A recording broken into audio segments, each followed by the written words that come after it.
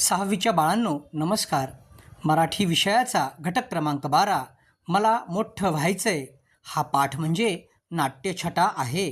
नाट्य म्हणजे नाटक, छटा म्हणजे गमतीशीर. एका मुलाला शास्त्रज्ञ व्हायचंय, परंतु त्याला त्याच्या कामामध्ये त्याची आई, ताई, घरातले सर्व लोक अडथळा आणत आहेत, व्यत्यय आणत आहेत. यामुळे तो मुलगा वैतागला आहे आणि मग त्यांच्यामध्ये गमती जमतीचे संवाद सुरू आहेत. ही कथा लिहिणाऱ्या लेखिका आहेत प्रियंवदा करंडे. त्या नेहमी लहान मुलांसाठी, किशोर मुलांसाठी कथा लिहित असतात. ही नाट्यछटा एकपात्री संवादातून मी तुमच्यासमोर सादर करणार आहे. चला तर मग, मला मोठं व्हायचंय.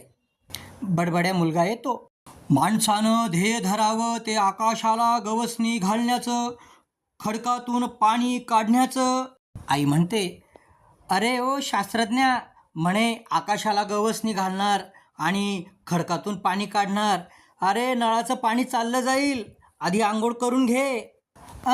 काय म्हणते साई, नळाचं पाणी जाईल, आंघोळ करून घेऊ?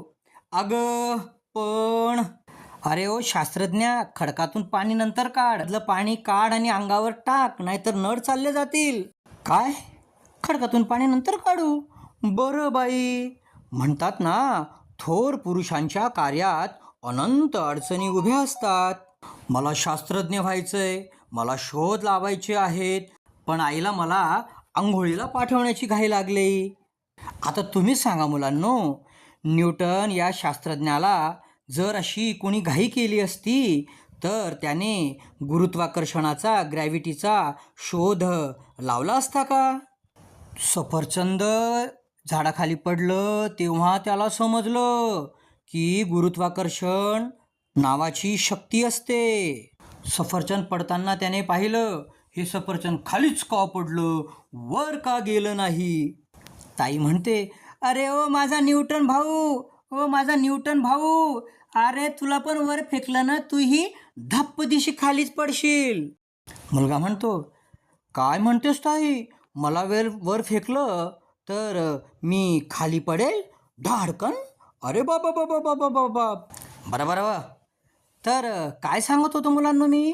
न्यूटन झाडाखाली बसून शांतपणे विचार करत असताना असा त्याच्या आईनं, ताईनं, आजीनं त्याला त्रास दिला असता तर शोध लावता आला असता का? नाही ना.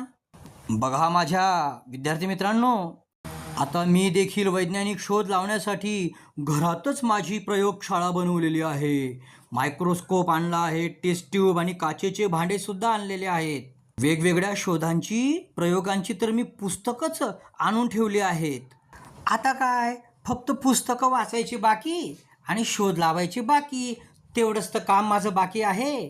आणि ती टिपण कागद बघा, मी जो शोध लावेल त्या कागदांवर मी टिपून ठेवेल, लिहून ठेवेल. लिहिण्यासाठी निळ्या निळ्या शाईच्या बाटल्या सुद्धा आणून ठेवल्यात. ताई म्हणते, हो माझ्या शास्त्रज्ञ भाऊ, अरे नळातून पाणी वाया जातंय, तू आत्ताच्या आत्ता आंघोळीला जा. जर नळाचे पाणी गेले तर त्या शाईच्या बाटल्यांनीच तुला आंघोळ करावी लागेल. मग हो निळा निळा. काय म्हणतेस ताई, आत्ताच्या आत्ता आंघोळीला उठू, नाहीतर पाणी जाईल आणि मला त्या शाईच्या बाटल्यांनी आंघोळ करावी लागेल. ही ताई आणि ही आई कसे मला त्रास देत आहेत. उद्या ना मी मोठा शास्त्रज्ञ झालो का, जेव्हा माझा सत्कार होईल, जेव्हा माझा बक्षीस समारंभ होईल, तेव्हा ही ताईच सगळ्यांना सांगत सुटेल, हा माझा भाऊ आहे, हा माझा मुलगा आहे, हेच मिरवतील तिथे. आणि आता मला व्यत्यय आणतायत. ताई म्हणाली, राहू दे, आला मोठा शास्त्रज्ञ बनायला. मुलगा म्हणाला, काय ग ताई, चिडतेस कशाला? शास्त्रज्ञ होणं म्हणजे इतकं सोपं नाही काय. माझा निश्चय दांडगा आहे, मी ठरवलंच आहे, मी शास्त्रज्ञ होणारच. पण कोणता शोध लावू बरं? माझ्या आधीच्या शास्त्रज्ञांनी तर अणू, परमाणू, विद्युत शक्ती, इलेक्ट्रिसिटी, लसीकरण सर्व शोध लावून ठेवले आहेत त्यांनी. आई म्हणाली, अरे ओ शास्त्रज्ञ, तुझ्या शाळेच्या गणवेशाची ती निळी पॅन्ट आधी शोधून दाखव, मग मी म्हणेल तू संशोधक आहे. तुझ्या कपाटातल्या त्या कपड्यांच्या वाळून चोळून ठेवलेल्या बोळ्यांमध्ये ती पॅन्टच सापडत नाही, शोधून तर दाखव मला. काय म्हणते साई? मी निळी पॅन्ट शोधू म्हणजे पॅन्टचा शोध लावू कपाटात? तू निळी पॅन्टचा शोध लाव बाबा आधी, उपकार होतील माझ्यावर. ती पॅन्ट शोधली तर वाटेल की तोच मोठा शोध लावला तू. मुलगा निळी पॅन्ट शोधायला कपाटाकडे जातो. अरे माझी निळी पॅन्ट सापडत नाही, कुठे ठेवली गेली माझ्याने? अरे आत्ता कळलं, शास्त्रज्ञांना शोध लावायला किती त्रास आणि मनस्ताप सहन करावा लागतो ते. मला साधी पॅन्ट सापडत नाही, मला एवढा त्रास होतो तर त्यांना किती होत असेल.